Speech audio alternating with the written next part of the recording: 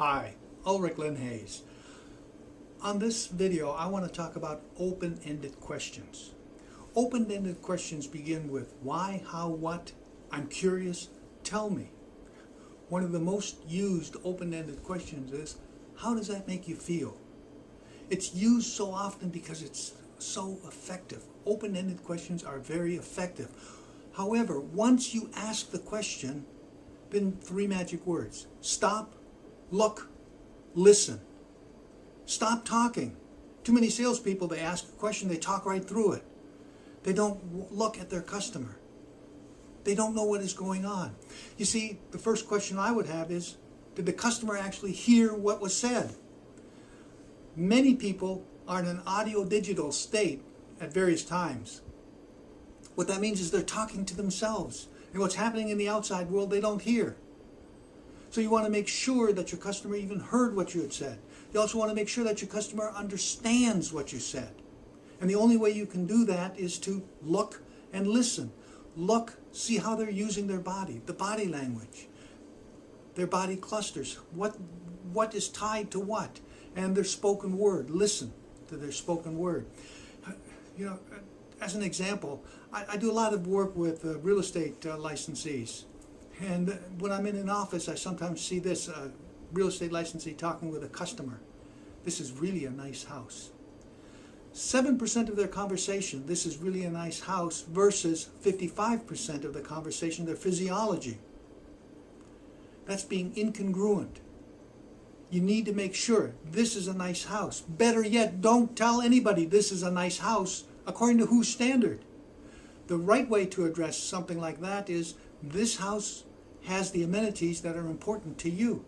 Not, this is a nice house. The customer goes and looks at the house and says, oh my God, this isn't a nice house. He may not vocalize that, but he's thinking that. Then where are you with your customer? Here's an open-ended question that I have a lot of fun with at workshops.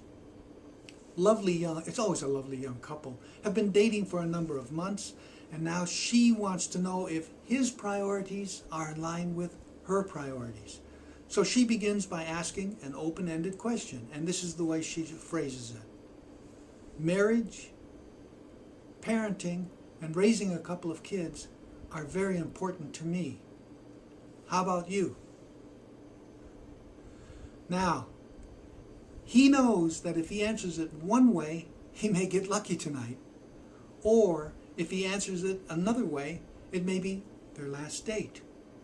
So he says, I feel the same way. Now what does she have? She could blissfully be thinking that his priorities are in line with hers, when in fact he's just being an opportunist, and they're not. So how should that question have been phrased? Let me address this. The reason why it's not a good question is because she already coached him as to what is extremely important to her. So it wasn't even a fair question. It wasn't a good question. So how should she have phrased the question? Here's one way of doing it. She asks, how do you see your life 5 years into the future? Now that's not a bad question. And he could say something like this. Well, I'm going to finish college. I can see myself starting my career. I'll probably be married, living in a condo downtown. No mention of kids. Kids are important to her, so she can then put in, how do children fall into that 5-year plan? He may say something like, once my career is rocking and rolling, children, I'm going to want a couple of kids. Or children, I don't want any children at all. She has the answer. Now going back to the question, 5 years from now, how do you see your life?